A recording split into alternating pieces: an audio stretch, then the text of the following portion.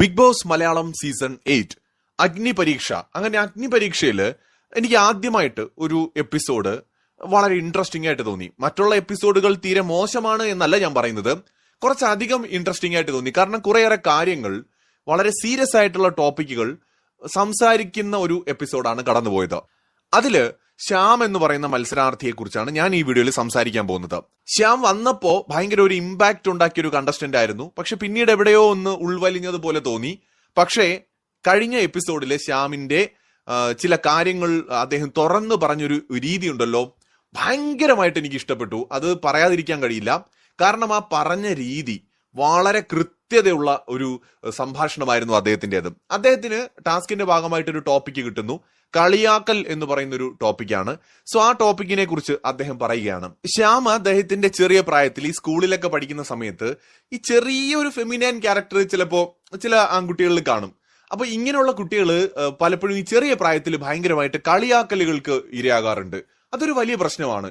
നമ്മുടെയൊക്കെ ചിലപ്പോ school, college വിദ്യാഭ്യാസ കാലഘട്ടത്തിൽ ചെറിയ അത്തരം സ്ത്രൈണതയുള്ള കുട്ടികളെ മറ്റു ചില കുട്ടികൾ കളിയാക്കുന്നതായിട്ടൊക്കെ നമ്മൾ കണ്ടിട്ടുണ്ട്. ശ്യാമിന്റെ ഒരു എക്സ്പീരിയൻസ് പറയുന്നുണ്ട്. ഇതുപോലെ ക്ലാസ്സിൽ പോകുന്ന സമയത്ത് നീ പോയി പെൺകുട്ടികളുടെ ഇടയിൽ ഇരിക്കെന്ന് പറഞ്ഞ് ഇങ്ങനെ കളിയാക്കുന്നതൊക്കെ, ചിലപ്പോ ശബ്ദത്തിലുണ്ടാവുന്ന ചെറിയൊരു വ്യതിയാനമോ എന്തെങ്കിലുമൊക്കെ സ്ത്രൈണ സ്വഭാവം. ഈ സ്ത്രൈണ സ്വഭാവം ഉണ്ട് എന്ന് പറയുമ്പോൾ പലരും, പ്രത്യേകിച്ച് പുരുഷന്മാർക്കിടയിൽ, അതെന്തോ ഒരു കുറവായിട്ട് ആളുകൾ തെറ്റിദ്ധരിക്കാറുണ്ട്. പക്ഷെ ആൺകുട്ടികളാണെങ്കിലും പെൺകുട്ടികളാണെങ്കിലും ജനിക്കുന്നത് അമ്മയുടെ വയറ്റിൽ നിന്നാണ് എന്ന വസ്തുത പലപ്പോഴും ഇവർ മറന്നുപോകും. അപ്പൊ ഈ സ്ത്രൈണ സ്വഭാവം ഉണ്ടെന്ന് പറയുന്നത് പലപ്പോഴും ഒരു കുറവായിട്ടാണ് പല ആളുകളും കാണുന്നത്. എന്നാൽ അത് അങ്ങനെയല്ല.